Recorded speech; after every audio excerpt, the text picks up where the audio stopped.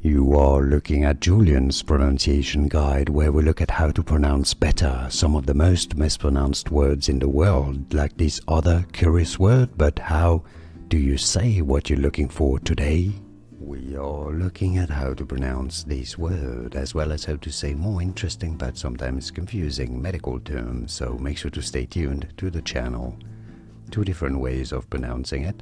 In British English, it is generally said as eczema, with a k sound, a k sound, eczema.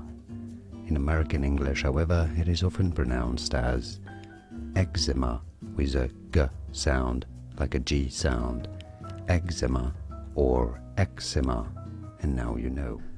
Here are more videos on how to pronounce more confusing words and names too many mispronounced. Like this video if you found it useful. I appreciate your support. I'll see you soon, and thanks for watching.